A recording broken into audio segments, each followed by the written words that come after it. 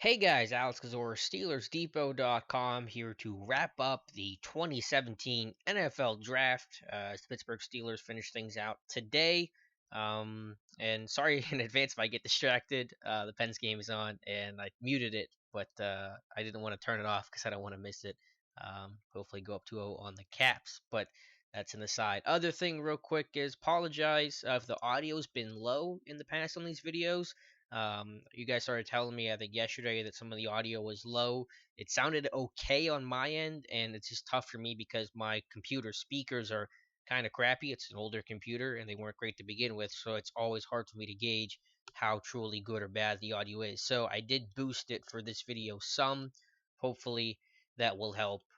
Let me know if it is or is not, and we can fix it for any of the future videos that we do. But to the picks today, and we'll start in the fourth round of the Pittsburgh Steelers with Josh Dobbs, the quarterback from Tennessee. No surprise there. You know my thoughts on quarterback. We've talked about it before. I'm against the idea as a whole. Not even anything against Dobbs in particular. I just think the level of success is so low at quarterback, basically third round on, that it's just not worth an investment. And it's the same thought here. I believe shortly after the pick, Art Rooney had come out and said that they don't envision Dobbs as the heir to Ben. I mean, it still could possibly happen down the road. You never know what's going to happen, but that's not their plan right now. So, what is the plan for Josh Dobbs?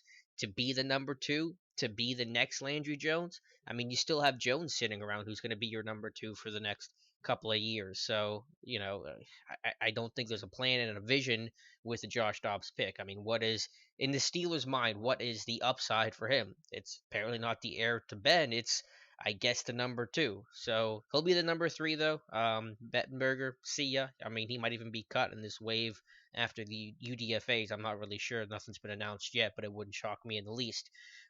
Dobbs himself, we had our other draft depot writer, Sean, who's a former quarterback. He scouted most of those guys, so defer to him on a lot of that. I'll say a couple things about Josh Dobbs.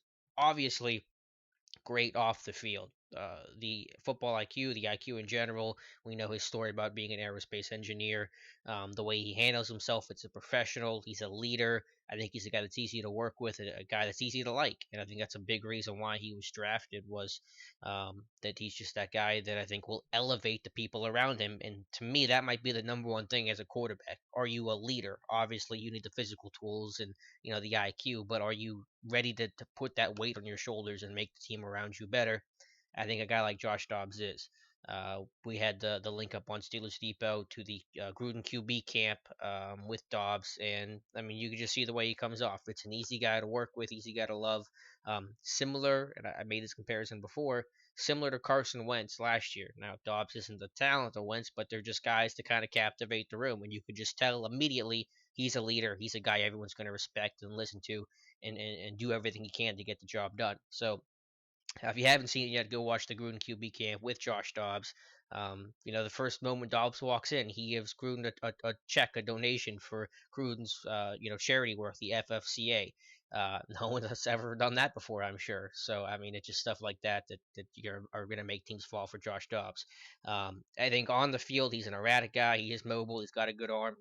He can make most of the throws, but inconsistent, I think, overall is where Dobbs is at right now. But again, what's the path? What's the role?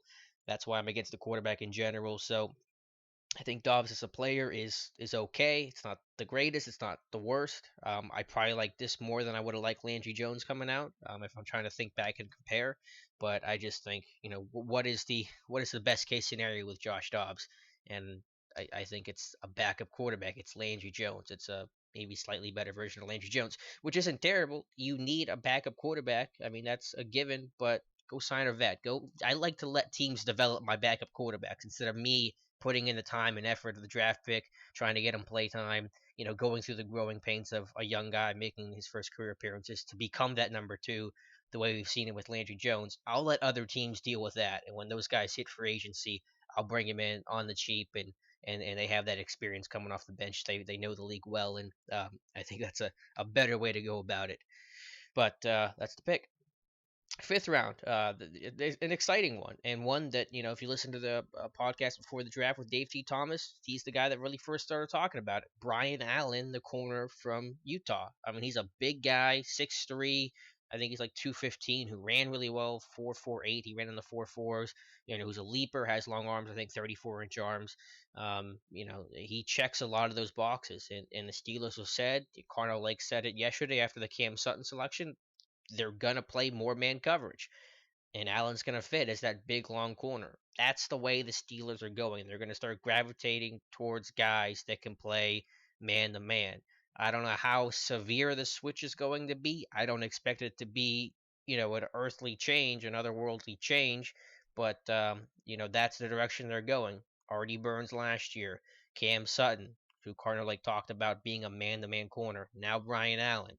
Allen needs development. He's relatively new to the position. He's a former receiver, but he has the ability to track the football, high point it, and finish the play. I think that's attractive. He's got ball skills. He's got the size, and I think he has the want to physically to be a good tackler and be a guy that can give you, some run support, even though he's not a finished product against the run yet because he's still learning about technique and being able to drive through and play with leverage and pad level. But I think there's a lot of upside here with Pittsburgh. Now it's all about the development of it because, as you know, Pittsburgh's track record of day three cornerbacks, at least fifth round on, is pretty awful. Whether that's a Shaq Richardson, a Terry Hawthorne, a Terrence Frederick, if you go to safety, a Gerard Holloman, Shamarko Thomas didn't work out as a fourth round pick. Um, and it's not even that those guys just weren't starters, because the odds of a fifth or seventh round pick becoming a starter or a great pick are relatively slim, sure. But guys who just did nothing. Holloman didn't make the team, didn't make the practice squad. Hawthorne, the same thing. Frederick, I don't believe did. He signed with the Saints. Shaq Richardson fell out completely too. I mean, guys that were just useless. They were gone in a couple months. That's not what you're looking for. So it's a big test for Carnell Lake. He did well to develop Burns and Davis, but you can also say they were higher picks that had more talent. Allen's got a lot of talent. I think he has to get developed, and that'll be on Lake because there is a lot there to mold, and it'll be up to Carnell Lake to do it. I think he can. I think he proved that last year with Burns and Davis, but it's a big year for Lake to show what he's got to bring up Sutton and Brian Allen. But I like the pick; made a lot of sense. I said it 20 minutes before the card was turned in that I think he might be the guy, and turns out he was. Sixth round. Oh, guys, Colin Holba, the long snapper from Louisville. Um, yeah, I try to look at this admittedly through a little bit of rose-colored glasses, not because I'm a Steelers fan, but just because you want to. I look at all draft picks like that. How do they win? How do they succeed? And how do they fit into your scheme? And most of the time, there's some rationale for it. A long snapper, though, they're testing me. Colbert's testing me. Um, I did think Holba was going to get drafted. I thought, I don't know much about long snappers clearly, but I thought he was going to get drafted, and I thought he was the best long snapper. Reading some stuff and doing my own mock draft, I had Holba go in the seventh round. He was at the Senior Bowl, one of, I guess, the two. I think it's only two long snappers that were there. So, he was on the radar. There's no doubt about that. And you read some other stuff. Former long snapper, we have an article up on SteelersDepot.com right now, had Holba as his best long snapper and the best pure snapper in this class. So they're it's not completely a random name, and I think teams like his length. He's got over 33-inch arms. He's got good size. It's 6'4", 250, which is relatively uncommon for long snappers. Kevin Colbert talked about that in his post-draft press conference about usually long snappers are smaller because they don't really have to block because of the rules in college football. But Holmes a bigger guy. I don't know how great of an athlete he is, though. I wish he was a little better. His 40 time, being able to get down there as a coverage asset. Because one thing that Greg Warren doesn't really do that great is his coverage, and obviously long snappers aren't going to make many tackles, but you can tell. I think he's one of the slower guys out there, and which is expected for a guy in his, what is he, 35, 36 now. So I'm not trying to knock it for that, but you could see the upgrade there. My question is there something wrong with Greg Warren? Is he hurt? Is he contemplating retirement? Is there some sort of rationale that made the team feel compelled to go draft a long snapper? Because it's an important position. we remember what happened with James Harrison several years ago against the Giants. We don't want, you wouldn't want that to happen again. Um, but sixth round just felt, yeah, I would have been okay in the seventh. So maybe it's me nitpicking, but I could have understood it in the seventh, just a sixth round pick for a long snapper. I don't know. I mean, it's a guy that if he doesn't beat out Warren this year, he's not making your team at all. You're not going to use a practice squad spot for a long snapper. So it's all or nothing type pick, and sometimes with those picks, you wouldn't want to go that way. You wouldn't take a cornerback that you felt was either going to make your 53 and be your starter or out of the team altogether, and you totally whiff on it. I mean, I get the difference with that, but I'm a big special teams guy. I love special teams, and even I'm baffled and surprised by the pick. But there is some talent there with Holba, and I think that should be recognized. And we'll see what happens with Warren, and if he's healthy and good to go, then you'll have a really strong competition, and that'll be fun for me at least to watch. I don't know about you guys, but I like seeing the special team battles. All right, and the last pick, Keion Adams, the outside linebacker. That was a pre-draft visit that came in, so not a big shock there. Steelers were relatively light on drafting pre-draft visitors. Like trying to think off the top of my head right now, who all were. I mean, James Conner was, but he's a local guy. Josh Dobbs was, and Adams and I want to say those were the only two. I'm trying to think. Maybe I'm missing someone because Allen didn't come in. So I think only Dobbs and Adams were the only two pre-draft visitors that were selected. But the Steelers seem to look at a lot of higher round picks this year, so that might have been the reason why for the lower number. Josh Carney, I believe, or Daniel, one of the two, did the report on him. He's a good athlete. He shows explosion. He jumped, I think, 36 inches at his pro day, and his broad was 10.3 or something over 10. So you see some explosion there. I see the ability to flatten and turn the corner and get upfield. He has some flexibility, although his three cone time was a little poor, 7.36 according to NFL Draft Scout. But I think it's better on tape than it is the way he times. So it's an upside pick. You're trying to get that pass rusher. Steelers know, this was the mantra of this draft. I mean, you look at what Mike Tomlin said during I think league meetings. The first two things he said about the Patriots game, but I think it spoke to the team as a whole, was just the pass rush wasn't good enough, and you couldn't play man coverage. And so what do? They get two guys in the secondary that can hopefully play man coverage or are perceived to be able to play man coverage in Sutton and Brian Allen, and you get pass rushers in T.J. Watt and Keion Adams, your seventh round pick. So no surprises there that that's the direction that the way this draft went.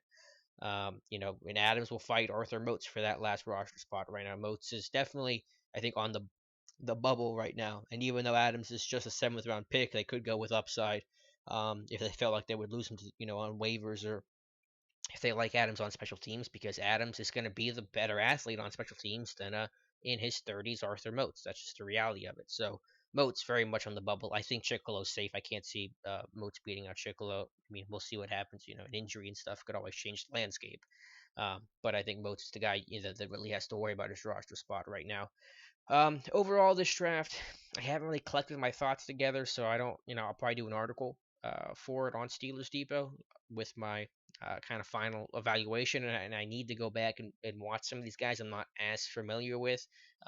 Brian Allen, Adams, probably no no Colin or Colin Holba report coming in. We'll just see what happens in camp there, but I do want to get a little familiar with some of these guys. I think some people are saying it's awful, and I don't believe it's awful at all. I think first of all, your first round pick, of course, your most important one, the one that your class is generally defined by, and TJ Watt, I thought was a great pick and the best pick in the draft. And I saw more on Smith Schuster last night, and I'm excited about the pick. Even though it might not have been a slam dunk number one need for the team, I think it's a guy that could be a day one starter in the slot or really push Eli Rogers. You didn't see the article I did that went up this morning on Smith Schuster and kind of what he brings and his game looks like. I encourage you to check it out because for 20 years old, he's advanced and he's got a really good feel for finding grass and finding the soft spot in zone coverage. And he's tough and physical and makes contested catches. And I think overall has some really good traits that fit well into the slot. And he's a bigger, I think, more dynamic and yak guy than Eli Rogers. So I think he could really push Rogers. And just for a second round pick, you're not sitting. That's the way the NFL goes today. You got to get on the field. And I think that assuming Bryant is clean and makes this team and everything's kosher there, he's going to be the Z, AB's the X receiver. Smith Schuster's not. There's no rotation there, so he's got to get on the field, and it's gonna, I think, be in the slot. He's done it before. He's got the experience there. He's more physical. He's a better blocker, and I think he works through traffic really, really well. Cam Sutton. I didn't love the pick, but I like the pick. I think it fit a need. I think Sutton's a good player. I think he's gonna be just that slot guy. That's pretty good. Never an elite type guy. He doesn't have that top end speed, and he's not a super physical guy. But I think he's got those traits to play man coverage, and that's what the Steelers want. So I think they did well to identify what they want to do schematically and fill some of those needs with Cam Sutton, with Brian Allen. And then I ran through the picks today. So I'm not crazy in the grades. That'll be a pretty popular thing that you'll see coming up here. But I think it's a solid B. Um, Again, I haven't spent a lot of time to really think about it in total.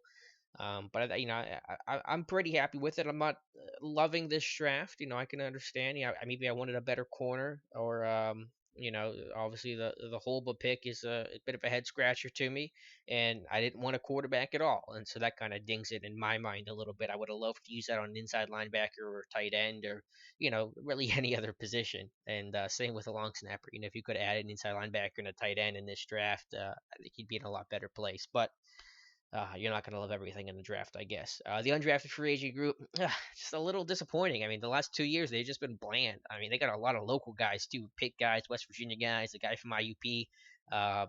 They stayed local. 5 of the 9 were, in the local area, which is a little unusual, but I guess that's what they want to do. That's what they want to do. Easy guys to sign, guys that know the team, and guys that want to stay near the area. So, but none of them really popped out to me. I don't really expect any of the undrafted free agents to make a lot of noise.